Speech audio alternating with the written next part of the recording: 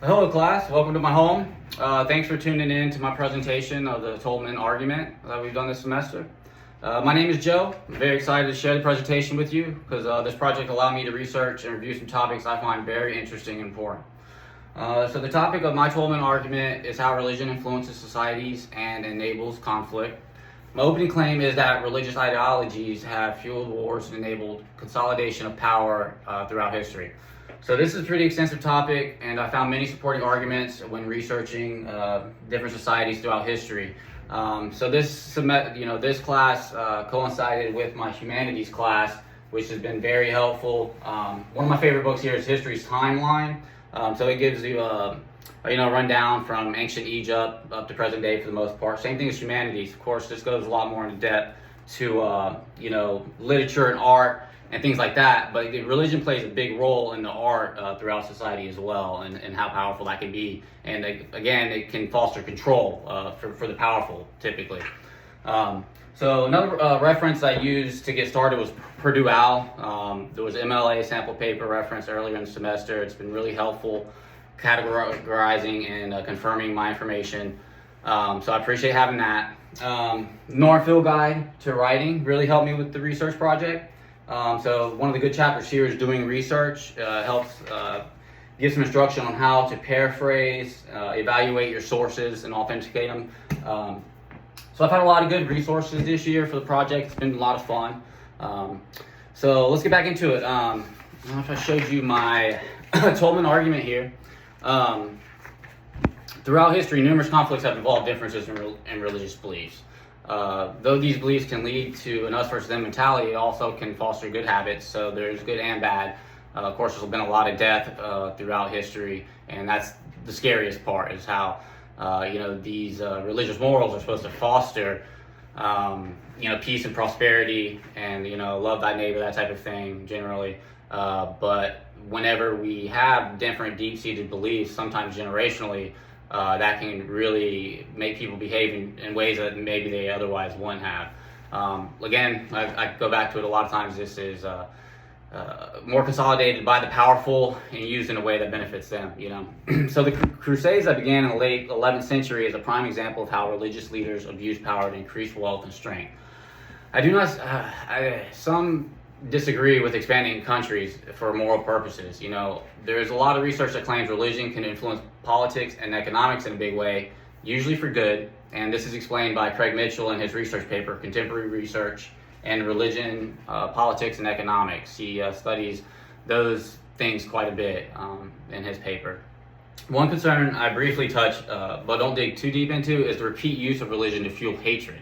So, these things are supposed to foster love and peace and that type of thing, but there's a common belief among many religions that following the word leads to mortal glory or divinity. I think this is an awful trick used to control people and groups. So when people, especially poor people, they don't have much to hope for or cling on to, so they believe in these these saviors that will give them everlasting life. And of course, whenever you're very poor, you're in a war-torn part of the world, this almost sounds something that you would want. True or not, I respect everybody's beliefs, and they can be very powerful. They can do very good. They can lead countries to economic success, to have good morals and that type of thing. Really help the community out. I really enjoy church and the camaraderie that comes with it. But once it gets out of the community, it seems to lose some of its value, I think, whenever it becomes a bigger part of leadership and society. So one contradictory point of view, religion is to reject worldly aspirations, and that's a big thing in religion, but sometimes it seems that those worldly aspirations is exactly what leads us to hatred and the us versus them mentality. So some of the opposing views of the religion drives moral decision making and leads to good habits. I believe in this and support anyone following their path to peace and prosperity. However, events of the past show rulers often have justified actions that might otherwise be seen as aggressive or unjustifiable, but it's justified through these religious beliefs. So one point that stuck with me on this project is from Mitchell, and he said, "We cooperate with God's work by allowing the process of historical development to proceed." And this almost sounds like some sort of necessary evil, I don't know. I do somewhat agree with it because, like I said, I see research to where it shows value in our economics and the strength of our community, right? But if we were to leave other communities' belief systems alone, we would not share resources as frequently or abundant, and that would decrease our society. But a lot of times these resources are fought over and taken, or I don't know if the proper words, tricks are being played, people are manipulated and to get these resources. And so I think a lot of change in attitude and acceptance began in the 1500s during the Renaissance period, and I see that continuing on today. I just hope that in today's society we're not moving backwards in the realm of acceptance. So I'm not sure why this has happened. I think it's worth reviewing and researching more. Why possibly in the last 4 or 5 centuries we've made such gains to acceptance and shared beliefs, but we still have to fight, for whatever reason.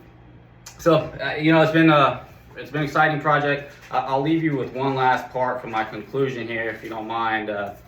Categorizing all religion and politics as having a single goal is too broad, but observing how wars often utilize religious rhetoric identifies points and connection between the two. So understanding this relationship is essential moving forward for our political and issues today. So you guys have a great day. Thanks for tuning in. See ya.